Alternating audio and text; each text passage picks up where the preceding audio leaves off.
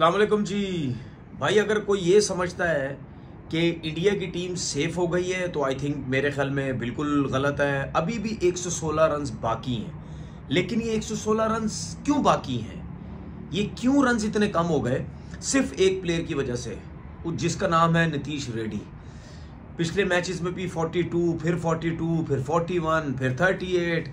मतलब ऐसा लगता है कि नीचे का ठेका सिर्फ नीतीश रेड्डी ने उठाया हुआ है, बाकी किसी का कोई काम नहीं है। मैंने हमेशा देखा कि नीचे के रन्स करने का ठेका जो है वो जडेजा उठाता है, अश्विन रिटायर हो गए वो उठाते थे, नीतीश रेड्डी रन्स कर रहे हैं, या वॉशिंगटन सुंदर जिन्होंने 50 रन्स की इनिंग खेली। बहुत बड़ा मार्जिन होता है ये रन्सों का। 221 पे 7 आउट होने के बाद जिस तरीके से इन दोनों ने बैटिंग की, ये थैंक यू करना चाहिए रोहित शर्मा का और गौतम गंभीर का और पूरी टीम का। जिस तरीके से जब दिन ख़त्म हुआ, बारिश की वजह से भी ख़त्म हुआ, उसके बाद जब नीचे आए सब प्लेयर, जिन्होंने वो एक किस्म का थैंक यू कर रहे थे नीतीश रेड्डी का, भाई तेरी बड़ी मेहरबानी, तूने 105 रन नॉट आउट की जो इनिंग खेली है इसकी वजह से 116 रन बाकी है, वरना पता नहीं कितने रन बाकी होते। आई थिंक मैं समझता हूं कि ऐसे प्लेयर्स टीम में होने चाहिए जो आपके पास जो बॉलिंग भी करते हो, बैटिंग भी करते हो। नीतीश रेड्डी की मैंने फर्स्ट क्लास की परफॉर्मेंसेस देखी हैं, इतनी एक्स्ट्राऑर्डिनरी परफॉर्मेंसेस नहीं है। जिस तरीके से वो बैटिंग कर रहा है ना, उस हिसाब से अगर आप देखें, बंदा यही समझता है यार क्या परफॉर्मेंस होगी फर्स्ट क्लास क्रिकेट की, और बॉलिंग में भी वो इतनी एक्स्ट्राऑर्डिनरी नहीं है। लेकिन बात ये होती है कि इस किस्म के प्लेयर जब किसी लीग में खेलते हैं, लाइक आईपीएल में जब खेलते हैं, बैटिंग भी करते हैं, बॉलिंग भी करते हैं, उसके बाद कहीं ना कहीं वो ओडीआई से भी खेले, कहीं ना कहीं फिर टीम सिलेक्शन ये सोचती है कि यार ये बैटिंग बॉलिंग करते तो ऐसा प्लेयर बड़ा यूजफुल क्रिकेटर हो सकता है टेस्ट क्रिकेट के लिए भी।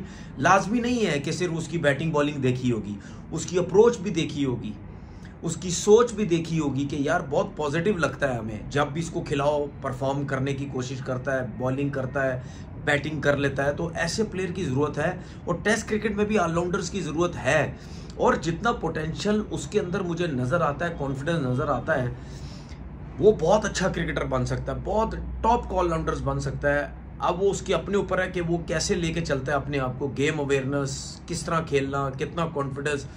मुश्किल देखिए, अगर इस सिचुएशन में, ऑस्ट्रेलिया जैसी कंडीशन में, देखिए हमेशा क्यों कोई भी एशियन प्लेयर ऑस्ट्रेलियन कंडीशन में या इंग्लैंड कंडीशन में जब रन्स करता है उसको क्यों इतनी ज़्यादा हाइप मिलती है? उसकी वजह ये है कि ये जो दो कंट्रीज़ हैं, इनका क्रिकेट का सिस्टम, इनका क्रिकेट खेलने का स्टाइल, ये बहुत तगड़े लोग हैं, बहुत तगड़ी क्रिकेट खेलते हैं, ये डरते बरते नहीं है, चढ़ते हैं दूसरी टीमों के ऊपर। तो इसीलिए इतनी वैल्यू है कि यार इन जगहों पे जाके दुनिया का हर प्लेयर या एशियन हर प्लेयर आप देख लो, जितने भी इंडिया के बड़े बड़े प्लेयर्स थे या पाकिस्तान के बड़े बड़े प्लेयर्स थे या और दुनिया के जितने बड़े प्लेयर्स, इन दो कंट्रीज़ में ऑस्ट्रेलिया या इंग्लैंड में जब रन्स करते हैं, सबके नाम बन जाते हैं कि यार देखो जी उसने वहाँ पे 200 कर दिया, उसने वहाँ 300 कर दिया, उसने वहाँ 150 कर दिया, 100 कर दिया।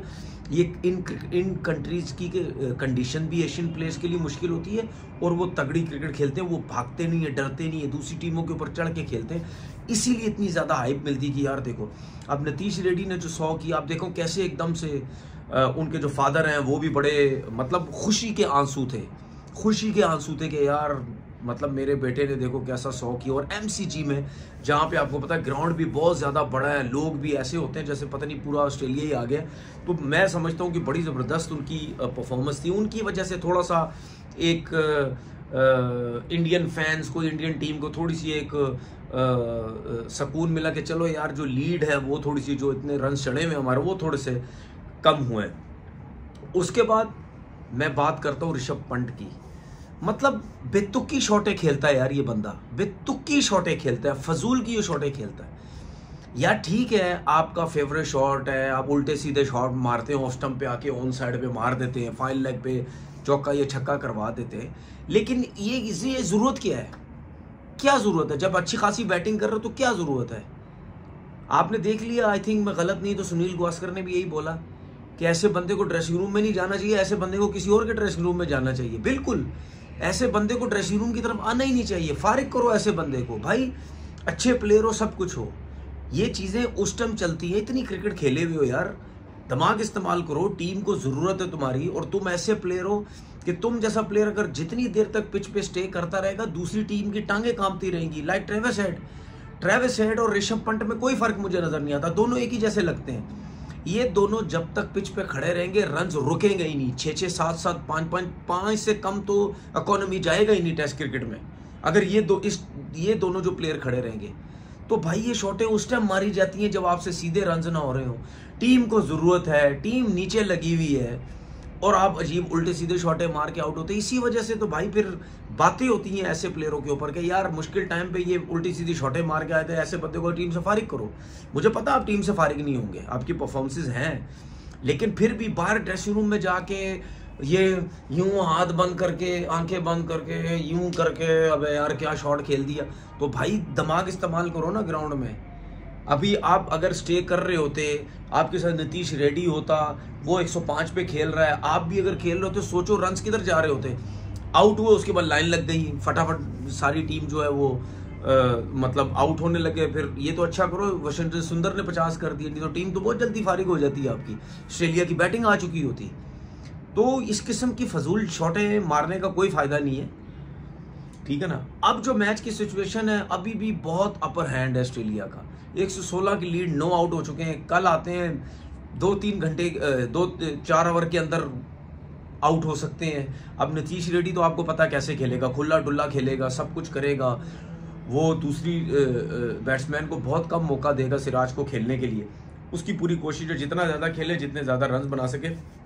लेकिन चलो 100 रन की लीड भी लगा लेते हैं, चलो 80 रन की लीड भी लगा लेते हैं, अगर बहुत अच्छा इंडिया की लास्ट विकेट खेल गई तो 80 रन की लीड ऐसी विकेट पे अभी भी 2 दिन बाकी हैं, बहुत ज़्यादा रन है। और आपको पता है ऑस्ट्रेलियंस ने बहुत खुली डुली क्रिकेट खेलनी है, तो टेस्ट मैच जो है वो अभी भी सेफ नहीं है, अभी भी इंडिया के हाथ में नहीं है, अभी भी ड्रॉ नहीं है, अभी भी ऑस्ट्रेलिया की तरफ है।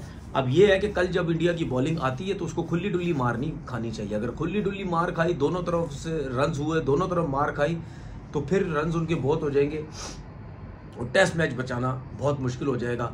आज की वीडियो में ये कहना चाहूँगा, very well played Nitish Reddy, क्या एक्स्ट्राऑर्डिनरी आपने बैटिंग की है, मज़ा आ गया। अपना बहुत बहुत ख्याल रखिएगा, अल्लाह हाफिज़।